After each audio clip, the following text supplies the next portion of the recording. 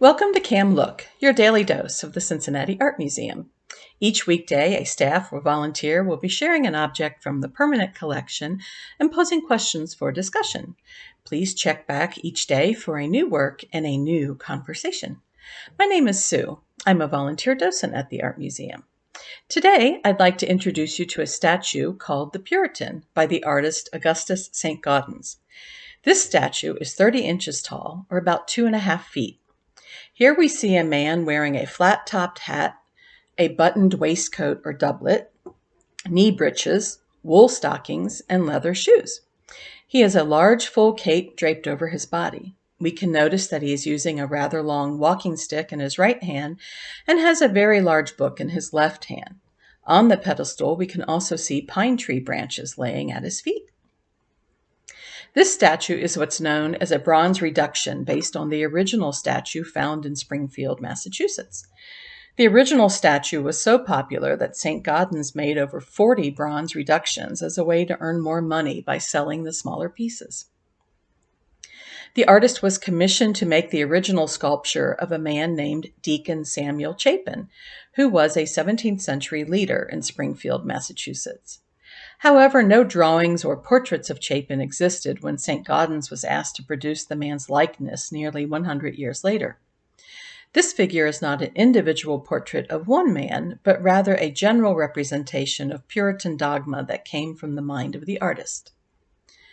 The work was unveiled fittingly on Thanksgiving Day in 1887 and had the intention of reminding the local community of the importance of their original settlers and why they came to America. Striding forward with a walking stick and carrying a hefty Bible, the figure embodies perseverance, resilience, and stern morality. So who was the artist Augustus Saint-Gaudens? Well, he came to America from Ireland and when he was just 6 months old. At the age of 13, he took a job as an apprentice to a cameo maker while going to art school in the evenings. After graduation, he studied in Paris and Rome and began to receive commissions for sculptures and busts. His background as a cameo cutter laid the groundwork for St. Gaudens' work in designing coins for the U.S. Mint, as well as one of his most famous creations, a bronze relief sculpture called the Robert Gould Shaw Memorial, found today in Boston Common. You may have also seen St. Gaudens' work if you have visited Grant Park or Lincoln Park in Chicago, where you will find two different statues of Abraham Lincoln, either seated or standing. St. Gaudens was also one of the first artists to work with a landscape architect to create the area around his statues and to make sure they had appropriate pedestals, walkways, engravings, public seating, and greenery that would complement or draw your eye to each statue.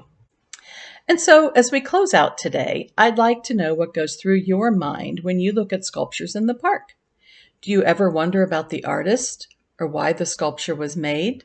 Or maybe why it was placed here? Feel free to share your thoughts in the comments below.